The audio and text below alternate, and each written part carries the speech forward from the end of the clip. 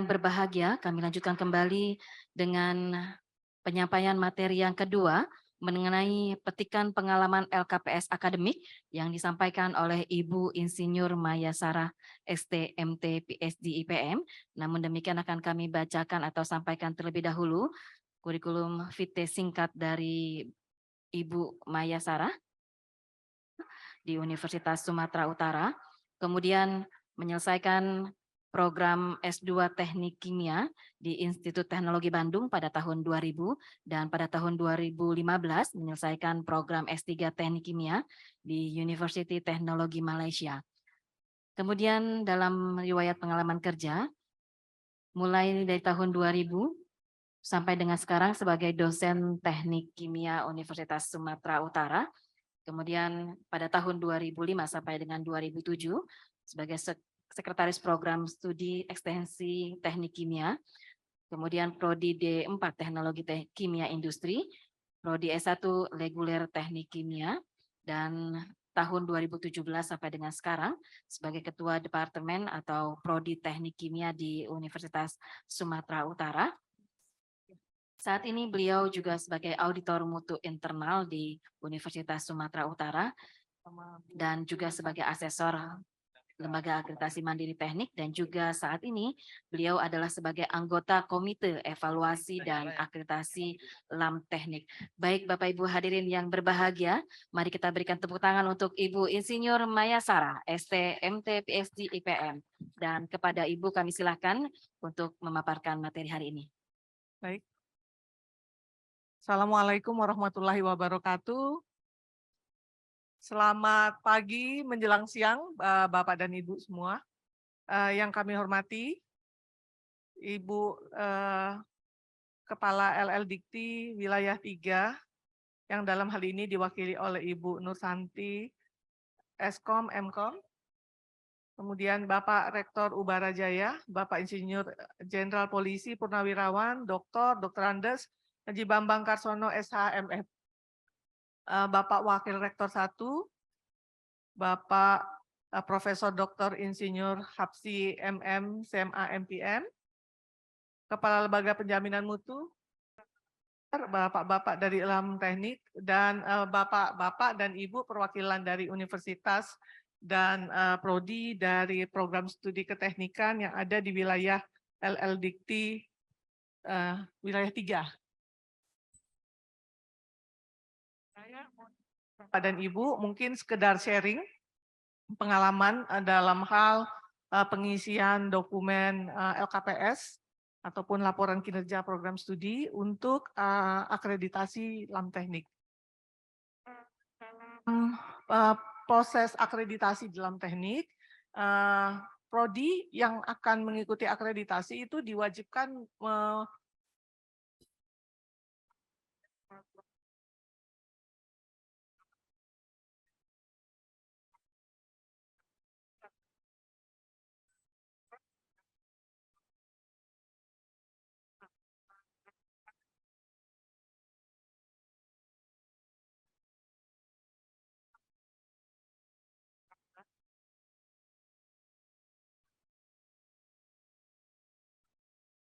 orang kinerja program studi atau LKPS.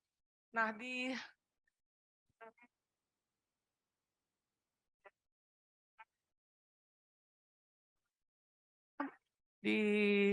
biasanya dibuat dalam Excel ya, file Excel. Kemudian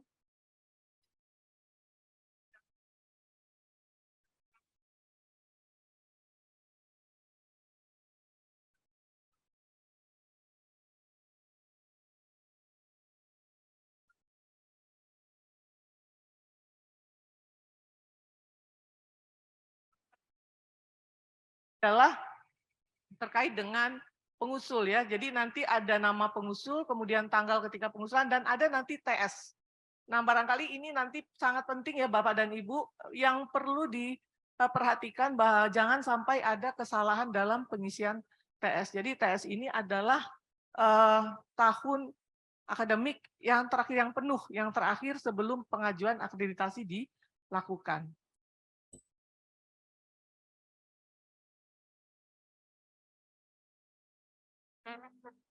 Akreditasi itu sebenarnya kita mengacu kepada 9 kriteria, ya sama seperti Ban PT karena memang instrumen dari Lamtek tadi seperti yang telah disampaikan oleh Prof. Nasruddin itu memang kita diturunkan dari apa yang ada di Ban PT tapi disesuaikan dengan bidang keilmuan keteknikan. Nah, dari 9 kriteria itu untuk kriteria pertama itu memang tidak ada di dalam LKPS ya terkait visi misi, tujuan dan strategi. Tapi tabel pertama yang ada nanti di dalam LKPS itu memuat tentang tata pamong, tata kelola dan kerjasama. Nah, tabel 1 untuk bagian Tridharma perguruan tinggi, ini nanti sebenarnya kalau di dalam LKPS, itu nanti terpisah yang harus diinput informasi tentang kerjasama di bidang pendidikan, penelitian, maupun pengabdian kepada masyarakat. Nah, hal penting yang mesti kita cermati di sini adalah bahwa yang akan dinilai itu sebenarnya adalah kegiatan kerjasamanya. Nah,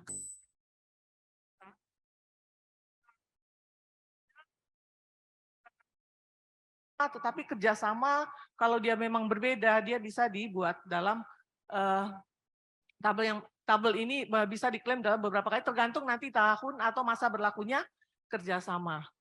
Nah, yang penting di sini adalah perlu diperhatikan apakah pada saat TS itu kerjasamanya masih masih bisa berlaku ya MOU ataupun MOA. Kemudian biasanya ini adalah untuk 3 tahun, 3 tahun jadi TS-1 dan TS-2. Nah, Bapak dan Ibu, satu hal lagi yang penting itu kita harus mencermati bukti, ya. Jadi bukti kerjasama itu tidak cukup hanya melampirkan apakah MOA ataupun MOU saja, tapi harus ada yang namanya surat penugasan, ya, kemudian surat perjanjian kerjasama, bukti pelaksanaan, jadi ini bisa berupa laporan, hasil kerjasama, luaran kerjasama, dan bukti-bukti lain yang relevan.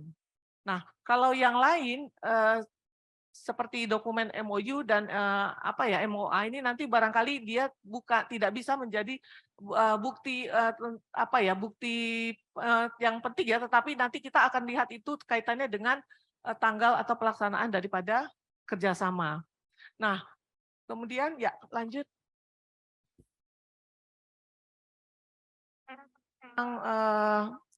Dokumen, tentunya kita semua punya harapan ketika melakukan pengisian dokumen itu nanti butir yang tadi sudah diisi itu diharapkan bernilai maksimum. Nah, kalau berkaitan dengan ini, maka Bapak dan Ibu tentunya perlu juga mempelajari matriks penilaian.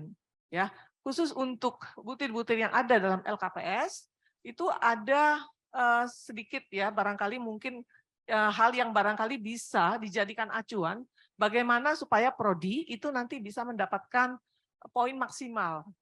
Nah, sebelumnya mungkin tadi saya perlu menyampaikan bahwa kriteria yang ada di Lamtek ya 9 kriteria untuk kriteria 1, 2 ya ini tata pamong dan seterusnya, kemudian kriteria 3 mahasiswa, kemudian 4 itu tentang dosen dan tendik dan satu lagi tentang sarana prasarana dan keuangan itu nanti semua merepresentasikan sebenarnya adalah UPPS. Ya, jadi tentunya nanti ini juga walaupun nanti menyampaikan informasi terkait UPPS, tetapi harus bisa kelihatan juga sebenarnya prodi ya di sini ya tergambar. Jadi bukan hanya UPPS saja. Kemudian di sini ada kalau kita kaitkan dengan matriks ya, jadi untuk bisa mendapatkan skor yang terbaik ya itu dalam hal ini 4, maka nanti kita mesti melihat level atau tingkatan kerjasama. Jadi untuk pendidikan, penelitian dan PKM itu nanti ada tentunya kerjasama di tingkat internasional ataupun nasional maupun di tingkat lokal ya. Tentunya semua nanti memiliki poin yang berbeda-beda. Nah, jadi Bapak dan Ibu nanti bisa pelajari ya supaya bisa mencermati bagaimana supaya bisa mendapatkan poin yang maksimal ya. Barangkali ini ya lanjut. Kemudian terkait dengan mahasiswa. Jadi di kriteria 3, ini nanti poin pentingnya adalah poin tentang seleksi mahasiswa, ya, kemudian nanti ada animo calon mahasiswa dan juga ada mahasiswa asing. Nah, jadi untuk tabel 2A, ya, kemudian nanti kalau untuk ada untuk pendidikan vokasi, ya, sarjana, vokasi, dan juga magister dan dokter terapan, ya, sarjana terapan. Nah, ini nanti ada tabel, ya, yang berbeda-beda, tetapi intinya kita harus mengisi berapa daya tampung, ya, baik pada TS hingga TS-4, kemudian berapa jumlah calon pendaftar, ya, di sini jumlahnya, kemudian yang lulus seleksi berapa, kemudian juga berapa yang menjadi mahasiswa baru, baik itu dari reguler, ya, penerimaannya, ataupun mungkin ada yang transfer. Dan kemudian nanti yang aktif ini juga mesti kita isi, ya, di dalam tabel 2A 1 atau 2A 2, 2A 3, dan 2A 4. Ini nanti tergantung dari jenjang pendidikannya. Oke, ya, silakan lanjut.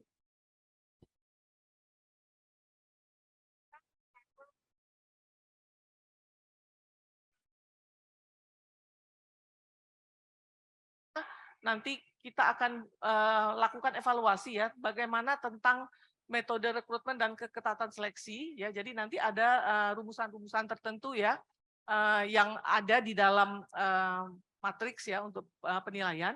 Bapak dan Ibu nanti bisa pelajari. Kemudian juga terkait dengan peningkatan animo calon mahasiswa. Nah, ada mahasiswa asing, ya. Jadi kalau ada mahasiswa asing itu kalau dia lebih dari 1% dari ini, ya, student body itu sudah bisa mendapatkan nilai yang terbaik, ya. Jadi skor 4. Nah, mahasiswa asing ini bisa dalam bentuk apakah dia full, ya, ataupun dia yang bentuknya adalah tidak full, ya. Lanjut, Pak. Jadi istilahnya ada yang part time dan full time. Nah, double 2B ini, Bapak dan Ibu, ya.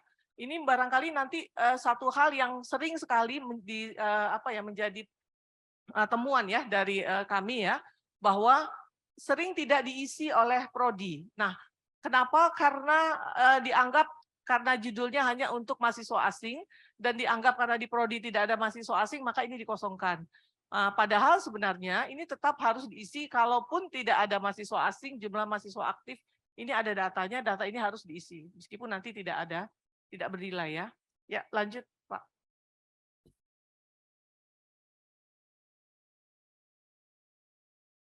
Ini adalah yang bersangkutan itu tinggal di Indonesia. Jadi walaupun dia dalam kurun waktu yang singkat masuk dalam kategori yang part time.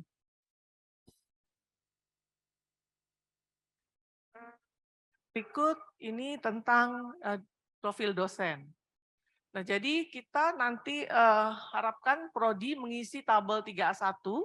Di sini di tabel ini semua dosen yang ditugaskan sebagai pengampu mata kuliah, ya, dosen tetap di prodi yang diakreditasi itu nanti diisi datanya, ya, di sini mulai dari nama, kemudian NIDN maupun NIDK, kemudian dia ditempatkan atau bertugas di prodi yang mana, ya, kemudian bidang keahlian yang bersangkutan, kesesuaiannya dengan kompetensi daripada program studi, ya, kemudian jabatan akademik, kemudian nomor sertifikasi pendidik. Nah, khusus nanti untuk yang program vokasi itu biasanya nanti ada sertifikasi kompetensi profesi dari industri yang harus, ya, baik di bidang sertifikasi maupun lembaga penerbitnya juga harus diinformasikan di sini.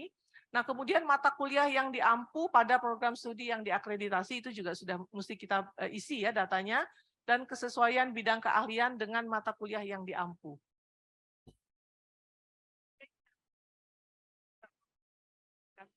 Di lain di dalam program dalam perguruan tinggi yang sama, maka ini juga diisi kolom 14. Nah, satu hal nanti Bapak dan Ibu dalam perhitungan, jadi NIDK ini sebenarnya tidak terhitung sebagai DTPS. Nah, DTPS juga ini haruslah dosen yang memang sesuai dengan kompetensi bidang keilmuannya itu sesuai dengan prodi. Ya, jadi kalau untuk basic science, kalau misalnya diasuh oleh dosen di luar dengan kompetensi bidang yang berbeda atau ilmu dasar, maka yang bersangkutan tidak bisa dihitung sebagai DTPS. DTPS-nya itu lebih dari atau sama dengan 12 dan jumlah dosen tidak tetap ini kurang dari 10%, ini sebenarnya sudah bisa mendapat skor yang tertinggi. Nah, kemudian selain kecukupan jumlah DTPS, itu kualifikasi akademik DTPS. Nah, untuk kualifikasi akademik DTPS ini nanti ada perhitungan-perhitungan ya, jadi di mana tentunya jumlah DTPS ini kita akan klasifikasikan ya, dia berpendidikan apakah dosen yang ditugaskan sebagai mata kuliah ini sesuai dengan kompetensi program studi yang diakreditasi ataupun tidak kualifikasi. Kemudian jabatan akademik ya. Jadi jabatan akademik ini juga nanti satu hal yang sangat penting yang harus diperhatikan. Jadi keberadaan guru besar ya, kemudian lektor kepala dan juga lektor ini nanti akan mempengaruhi penilaian. Jadi ini ada rumusan-rumusan yang nanti sudah ditetapkan dan bisa dipelajari di matriks penilaian. Ya, silakan Pak. Tugas akhir. Jadi di tabel 3A2 itu nanti Bapak dan Ibu diminta untuk mengisi data terkait dengan dosen pembimbing utama tugas akhir. Ya, baik skripsi, tesis maupun disertasi. Nah, di sini selain nama dosen, itu kita juga akan mendata berapa jumlah mahasiswa yang dibimbing. Ya, jadi baik pada program studi yang diakreditasi maupun pada program studi lain di dalam perguruan tinggi yang sama. Ya, mulai dari kurun waktu TS-2 hingga dengan TS.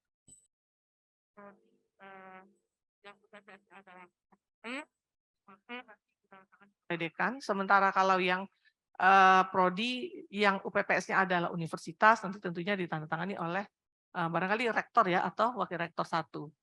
Kemudian sini barangkali ya lanjut. Waktu mengajar penuh atau EWNP. Di sini juga harus didata semua informasi terkait dengan beban kerja dosen.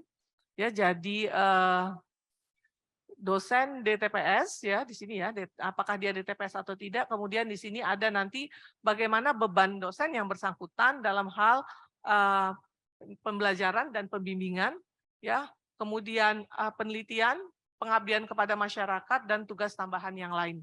Jadi di sini didata. Nah, untuk khusus pembelajaran dan pembimbingan, ini nanti selain beban mengajarnya di program studi yang diakreditasi yang kita data, dan juga program studi lain di dalam perguruan tinggi, tapi kita juga bisa menampaikan apakah ada beban mengajar program studi lain di luar perguruan tinggi. Nah, ini diisi nanti dengan centang ya, yang ini.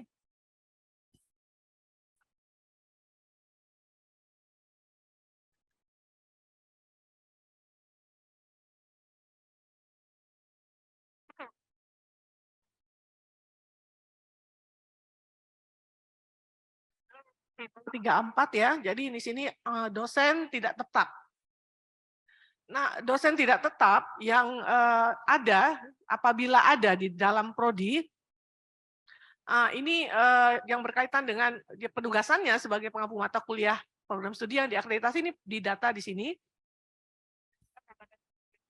Hanya sama ya, sama dengan dosen tadi, tapi tentunya ini nanti ada pengecualian ya. Jadi kalau kita kaitkan dengan penilaian, keberadaan dosen tidak tetap semakin sedikit itu semakin baik sebenarnya. Jadi tentunya ini juga ada batasan. Jadi kalau dosen tidak tetap itu, mohon maaf ya saya nggak ngelihat ini ya.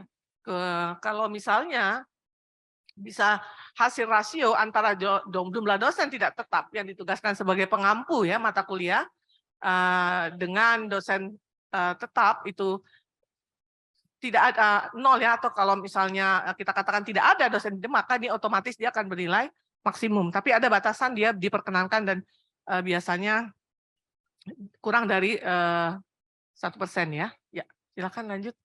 Ya, makasih Bu. Ya, saya mohon izin Bapak Ibu.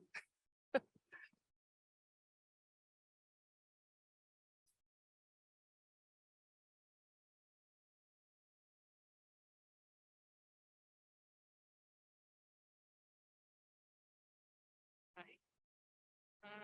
Ya, tabel 3B1 Bapak dan Ibu ini untuk pengakuan atau rekognisi daripada DTPS ya. Jadi tidak semua peran ataupun kiprah daripada dosen DTPS yang ada itu bisa kita klaim di sini ya Bapak dan Ibu ya.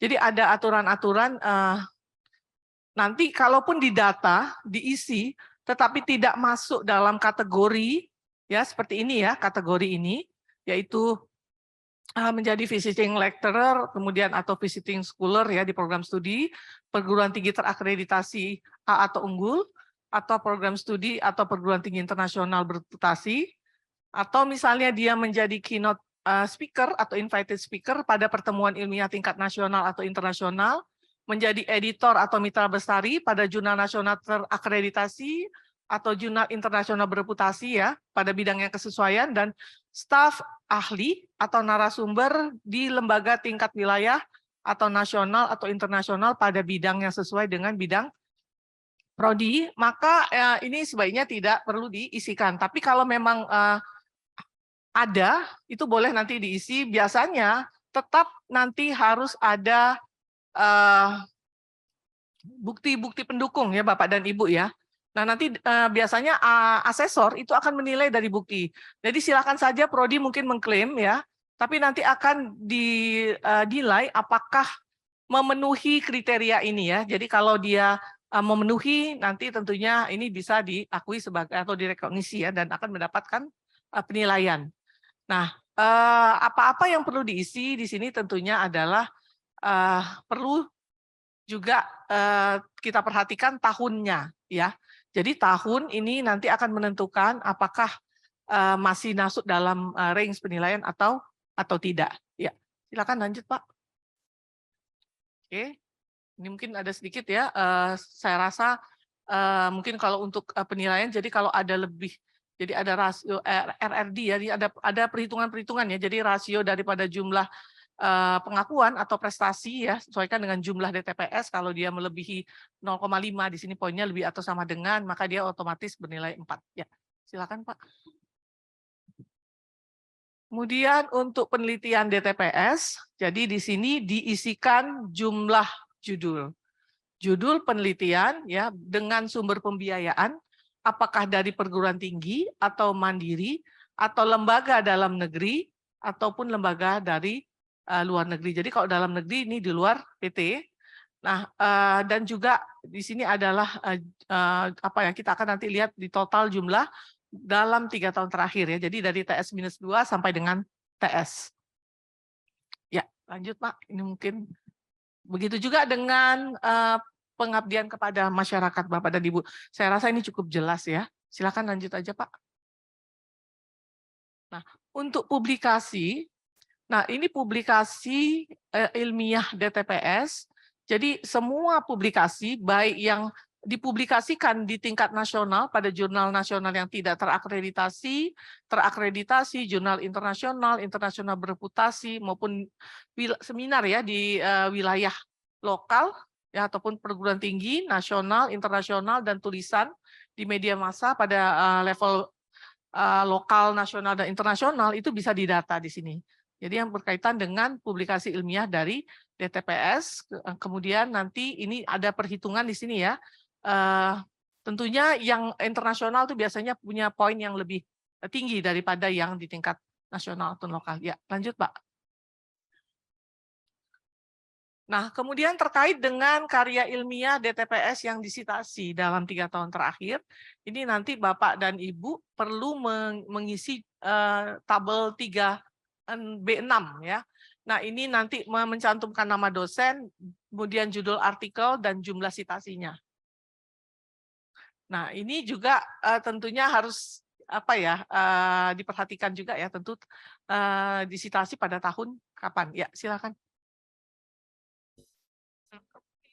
kegiatan penelitian atau PKM yang ini dalam bentuk apakah HKI, kemudian apa namanya HKI dalam bentuk paten atau paten sederhana, ataupun HKI dalam bentuk hak cipta, desain produk industri, desain tata letak sirkuit dan sebagainya, kemudian juga teknologi tepat guna ya dan buku ber-ISBN atau book chapter. Nah ini nanti yang perlu diperhatikan di sini adalah tanggal, ya tanggal terbitkannya. Kemudian kalau untuk HKI paten dan paten sederhana itu dia sudah mesti granted ya. Jadi kapan dia granted, kemudian ada keterangan ini nomor sertifikatnya. Kemudian kalau untuk HKI hak cipta, desain produk industri dan sebagainya, ya nanti nomor sertifikat ini perlu apa ya ditampilkan ya. Kemudian begitu juga kalau untuk yang teknologi tepat guna, ini nanti TKT-nya berapa, itu perlu diisi, dan juga nanti ada nomor sertifikat TKT. Nah, kalau untuk buku ber-ISBN ataupun book chapter, nanti bisa diberikan keterangan-keterangan yang berkaitan dengan itu, penerbitan dan sebagainya. Nah, ini sebenarnya Bapak dan Ibu, ini nanti akan diberikan dalam tabel yang terpisah ya, secara terpisah, untuk HKI sendiri, HKI paten dan paten sederhana sendiri, kemudian juga untuk hak cipta itu juga tersendiri, kemudian untuk teknologi tepat guna tersendiri, dan buku dan book chapter ini juga nanti dia terpisah tabelnya. Oke, silakan Pak, mungkin kita lanjut. Nah, jadi kalau untuk mendapatkan skor yang tertinggi Bapak dan Ibu ya, maka nanti ini ada hal yang perlu kita pertimbangkan bahwa nanti jumlah luaran-luaran ini semua nanti akan ada berkontribusi, nanti dibagi dengan jumlah daripada DTPS. Ya, silakan lanjut. Kemudian data tenaga kependidikan. Nah, tenaga kependidikan di sini termasuk pustakawan, itu kita harus data ya, laboran atau teknisi, analis, operator maupun programmer, kemudian administrasi dan yang lainnya, dengan menyantumkan jumlah ya, apakah misalnya jenjang pendidikannya S2, S3 dan seterusnya, kemudian juga nanti unit kerjanya. Oke. Nah, kalau dilihat dari penilaian ya, jadi sebenarnya yang mau dilihat dari sini adalah apakah UPPS itu memiliki tenaga kependidikan ataupun laboran ya yang memenuhi tingkat kecukupan dan kualifikasi berdasarkan kebutuhan layanan daripada program studi ya, baik untuk layanan akademik secara umum maupun untuk pelaksanaan kegiatan di laboratorium. Tapi khusus untuk laboran itu nanti ada lagi dibutuhkan semacam sertifikasi ya, sertifikasi sebagai laboran sesuai dengan bidang tugasnya. Ya, lanjut. Nah, jadi Bapak dan Ibu nanti diminta menjelaskan ya secara jelas beberapa informasi terkait biaya operasional pendidikan ya. Jadi di sini termasuk biaya untuk gaji ataupun honor daripada dosen, kemudian biaya gaji tenaga kependidikan ya, kemudian biaya operasional pembelajaran, biaya operasional tidak langsung itu juga dimasukkan. Kemudian ada biaya operasional kemahasiswaan. Jadi ini menyangkut nanti biaya untuk penalaran minat, bakat dan kesejahteraan. Ini diisikan di sini untuk UPPS dan juga untuk prodi. Ya, jadi dua-dua diisi. Kemudian ada juga biaya penelitian dan biaya untuk kegiatan pengabdian kepada masyarakat.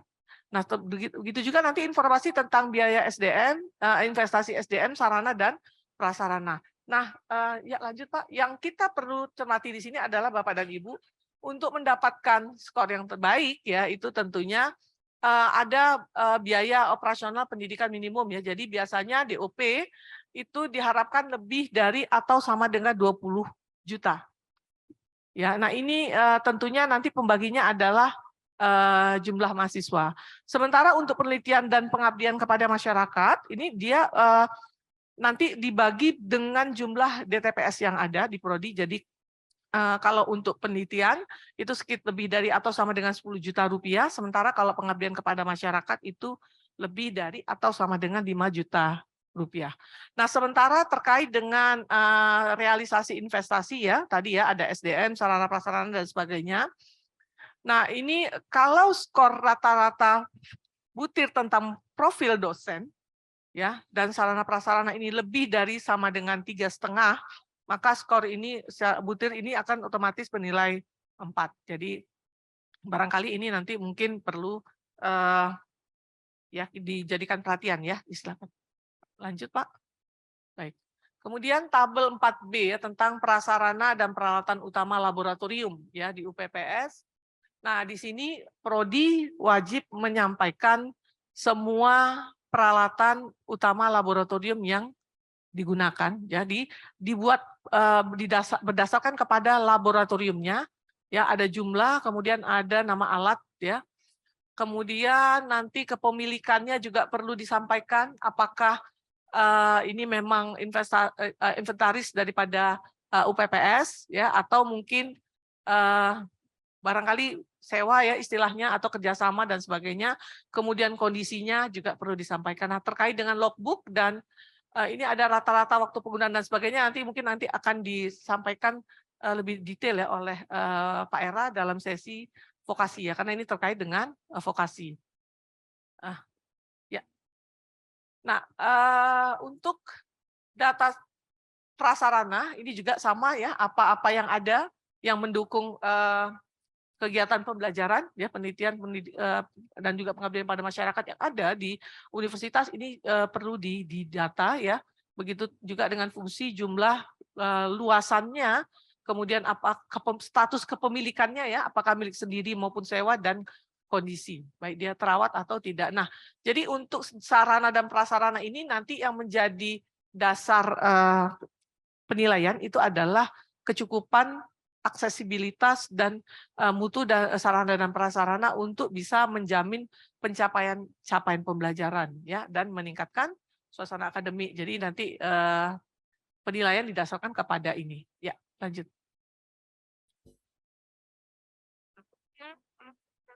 Kurikulum. Jadi kurikulum ini di kriteria 6 ya, perlu kita sampaikan data terkait dengan mata kuliah yang ada ya. Jadi di kurikulum ini ada kemudian capaian pembelajarannya ya dan RPS ya. Jadi di tabel ini nanti diisi mata kuliah per semester ya, di semester 1, 2 dan seterusnya, kemudian nanti kode mata kuliahnya, nama mata kuliah. Nah, apakah dia mata kuliah kompetensi atau tidak, itu nanti dikasih centang, baru kemudian bobot atau kredit ya. Jadi ada yang dalam bentuk misalnya sekian SKS masuk di kuliah atau responsi atau tutorial, kemudian ada seminar, ada praktek dan sebagainya. Khusus untuk vokasi nanti mungkin akan disampaikan lebih detail oleh Pak Era ya. Itu agak berbeda ya. Kemudian kalau untuk capaian pembelajaran ini nanti dicentang juga apakah dia berkaitan dengan sikap, kemudian juga pengetahuan ya, kemudian ada keterampilan umum dan keterampilan khusus. Nah, kemudian dokumen rencana pembelajaran ada atau tidak, ini juga kalaupun nanti hanya misalnya disampaikan ini ada dokumen, tapi kita harus pastikan bahwa Bapak dan Ibu nanti ketika asesor datang berkunjung ini bisa diperlihatkan dan nanti akan menjadi satu acuan juga ya untuk melihat atau menilai bagaimana relevansi mata kuliah nanti dengan capaian pembelajaran. Begitu juga dengan unit penyelenggara. Jadi ada pendidikan barangkali di proses pelaksanaannya itu dikelola oleh universitas atau ada yang di tingkat fakultas maupun prodi. Ya, lanjut Pak, mohon. Dan kurikulum nanti yang akan sangat penting ya itu dilihat adalah dari faktor keterlibatan pemangku kepentingan dalam proses evaluasi dan pemutakhiran kurikulum. Ya, kemudian di sini tentunya evaluasi dan pemutakhiran ini harus dilakukan secara berkala ya, jadi 4 sampai dengan 5 tahun yang melibatkan pemangku kepentingan internal dan eksternal serta direview oleh pakar bidang ilmu, program studi, industri, asosiasi maupun harus sesuai dengan perkembangan iptek ya dan kebutuhan daripada pengguna lulusan. Nah, kemudian poin yang kedua adalah kesesuaian capaian pembelajaran dengan profil lulusan dan jenjang KKNI. Nah, di sini harus bisa digambarkan ya, bahwa capaian pembelajaran itu diturunkan dari profil lulusan yang mengacu kepada hasil kesepakatan dengan asosiasi penyelenggara program studi sejenis ataupun organisasi profesi dan memenuhi level KKNI. Ya, jadi memenuhi aspek ini dan tadi sudah harus dimutakhirkan dalam 4-5 tahun. Nah, kemudian untuk bisa bernilai 4 ini juga ada ketepatan struktur kurikulum dalam pembentukan capaian pembelajaran. Nah, jadi struktur kurikulum yang ada itu harus memuat keterkaitan antara mata kuliah dengan capaian pembelajaran ya lulusan yang digambarkan dalam peta kurikulum yang jelas. Kemudian ini juga dipenuhi oleh capaian pembelajaran mata kuliah serta tidak ada capaian pembelajaran mata kuliah yang tidak mendukung pencapaian capaian pembelajaran lulusan. Jadi ini satu poin yang sangat penting ya. Ya, silakan Pak. Baik. Kemudian pembimbingan tugas akhir. Jadi di pembimbingan tugas akhir ini nanti Bapak dan Ibu diharapkan bisa mengisi nama dosen pembimbing, kemudian statusnya status dosen pembimbing ini strata pendidikannya bagaimana, jabatan akademiknya, kemudian jumlah mahasiswa yang dibimbing ya mulai TS-2 hingga TS, kemudian jumlah pertemuan dengan mahasiswa, dan lama penyelesaian tugas akhir. Nah, ini nanti mungkin bisa dipersiapkan ya tentunya bukti-bukti berupa kartu pembimbingan ya. Oke, ya lanjut Pak. Oke. Nah, ini hal penting lainnya dari kurikulum ya yang menjadi penciri daripada LAM teknik ya bahwa mata kuliah basic science dan matematika dalam proses pembelajaran itu menjadi satu hal yang penting ya, perlu diperhatikan terutama nanti terkait dengan jumlah SKS. Tadi dikatakan oleh Prof. Nas bahwa kita sudah mengarah ya kepada tentunya Washington Accord tadi ya disampaikan ya. Jadi kalau di sana mungkin ada apa namanya ya,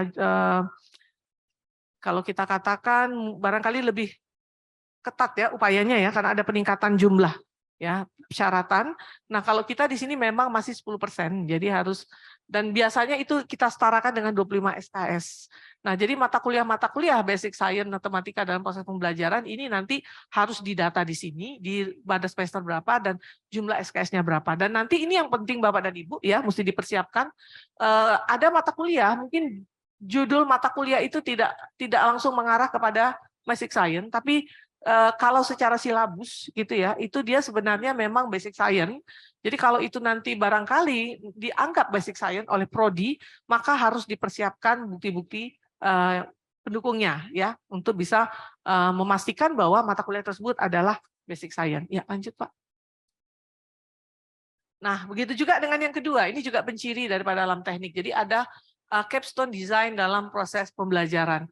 Nah, untuk capstone design dalam proses pembelajaran ini nanti kita bisa data mata kuliah apa saja. Biasanya ini mata kuliah akhir ataupun pemuncak dan di semester berapa serta bagaimana cakupan pembahasannya. Jadi di sini nanti bisa didatakan. Nah, kalau kita berharap tentunya mengharapkan ini bernilai 4 ya, maka kita harus memiliki yang pertama ada panduan pelaksanaan. Jadi ini harus ada. Kemudian jelas rumusan capaian pembelajaran mata kuliah ya untuk yang mata kuliah capstone dan menggunakan standar-standar keteknikan dalam batasan yang realistis berdasarkan pada pengetahuan dan keterampilan yang telah diperoleh di perkuliahan sebelumnya. Kemudian ada bukti sahih pelaksanaannya. Jadi harus dilengkapi dengan bukti-bukti. Nah, ini hal yang perlu dipersiapkan juga oleh prodi. Ya, lanjut Pak. Kemudian, nah ini terkait MBKM ya Bapak dan Ibu ya. Jadi ini merupakan satu hal yang penting ya. Kenapa? Karena kita digalakkan untuk menjalankan program MBKM. Jadi di sini nanti ada 2 kategori. Ada beban total paket pembelajaran MBKM ini di luar program studi yang kurang atau sama dengan 20 SKS dan nanti antara 20 dan 40 SKS. Nah, kalau untuk yang kurang dari atau 20 SKS ini didata ya, mata kuliahnya apa, kemudian juga di semester berapa dan berapa beban SKS-nya dan apa jenis kegiatan MBKM yang diselaraskan atau yang akan direkognisi ya sebagai mata kuliah dalam kurikulum. Nah, ini saya rasa cukup jelas ya Bapak dan Ibu ya. Ya, lanjut Pak. Nah, kemudian ini untuk yang 20 hingga 40 SKS ini biasanya yang modelnya adalah rekognisi dalam satu semester ya. Jadi bisa kita data di sini ya mata kuliah apa saja, semester berapa, bebannya berapa, dan kegiatan MBKM yang diselaraskan. Jadi sama ya semua, ada pertukaran mahasiswa, magang, penelitian, KKN tematik, kemudian pembangunan desa, proyek mandiri, asistensi mengajar, dan sebagainya. Ya, lanjut Pak. Apa yang ingin kita lihat juga di sini ya, jadi ada tabel 5B3, nanti Bapak dan Ibu itu harus mencantumkan data pelaksanaan kegiatan belajar dalam kegiatan MBKM. Nah, di sini kita mendata nama kegiatan, periodenya, jenis kegiatan MBKM-nya apa, kemudian mata kuliah yang disetarakan ya di sini, dan berapa SKS. Kemudian kita mau melihat itu jumlah mahasiswa yang ikut dalam kegiatan tersebut itu ada berapa orang. Dan lembaga mitra itu perlu dicantumkan juga di sini ya di data. Kemudian dosen yang menjadi pembimbing ya, jadi DTPS yang menjadi pembimbing, dan ada nomor daripada perjanjian kerjasama. Ini di sini diisi dalam tabel ini. Nah, kita nanti ingin mengetahui berapa sebenarnya jumlah mahasiswa. Jadi kalau mahasiswa yang ikut kegiatan MBKM itu lebih dari atau sama dengan 25% dari mahasiswa TS, nanti dibagi mahasiswa TS ini adalah yang eligible untuk MBKM. Artinya berarti kalau kita lihat eligible biasanya itu adalah semester 5 ke atas ya. Nah, di situ nanti yang ikut MBKM dan mengikut dengan minimal SKS 20 SKS, kalau dia lebih dari atau sama dengan 25%, maka kita akan bisa mendapatkan skor 4. Ya, lanjut Pak. Nah, kemudian tabel 5C. Ini terkait integrasi kegiatan penelitian PKM dalam pembelajaran. Jadi di sini kita perlu menginformasikan ya data terkait dosen, nama dosen, kemudian juga judul kegiatan penelitian ataupun PKM yang ada yang mengintegrasikan hasilnya ke dalam mata kuliah. Jadi mata kuliahnya juga disampaikan di sini di tabel di kolom 4, kemudian bentuk integrasinya juga diisi di kolom 5. Nah, kemudian ini ada tahun pelaksanaan ya, baik penelitian maupun PKM. Ya, di sini didata, kemudian tingkat penelitian ya, apakah levelnya internasional, nasional maupun lokal, dan juga apakah ada kesesuaian ya. Jadi ini nanti dengan roadmap. Ya tentunya Pak Odi kita harapkan sudah memiliki roadmap penelitian maupun roadmap pengabdian kepada masyarakat yang mengacu kepada roadmap UPPS dan universitas. Ya, lanjut Pak. Nah, kemudian ada tabel 5D ya, kepuasan dari mahasiswa. Jadi kita diharuskan membuat pengukuran kepuasan mahasiswa ya terkait dengan keandalan ya, daya tanggap, kemudian kepastian, empati, dan tangible ya dari apa pelayanan akademik yang sudah dilaksanakan. Nah, ini nanti di datanya itu dicantumkan dalam tabel 5D. Ya, jadi kita nanti ingin melihat sebenarnya berapa persen ya penilaian mahasiswa ya terhadap dengan tingkat pelayanan kita, apakah sangat baik, cukup, dan kurang. Kemudian kalau memang ada yang barangkali perlu ditingkatkan, ini bagaimana rencana tindak lanjut ya oleh UPPS ini juga perlu dicantumkan di sini.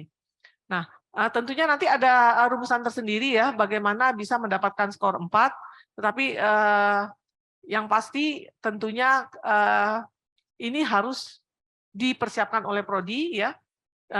Pengukurannya dengan jumlah responden yang walaupun tidak dibatasi ya, tentunya sebaiknya ya cukup rasional ya dibandingkan dengan student body yang ada. Ya, silakan lanjut Pak. Kemudian untuk penelitian DTPS yang melibatkan mahasiswa, ini nanti dicantumkan nama dosen, ya, kemudian tema penelitian, ya, ini juga harus sesuai dengan roadmap, kemudian nama mahasiswa dan judul kegiatan serta tahun. Ya, oke, barangkali ini cukup jelas untuk PKM ya. Oh, oke, ini masih penelitian yang menjadi rujukan tema tesis dan disertasi. Ini juga nanti kita data nama dosen, tema penelitian, kemudian ini nama mahasiswa tentunya yang menggunakan ya penelitian dosen itu untuk tesis ataupun disertasi ini untuk doktor ya dan magister. Ya.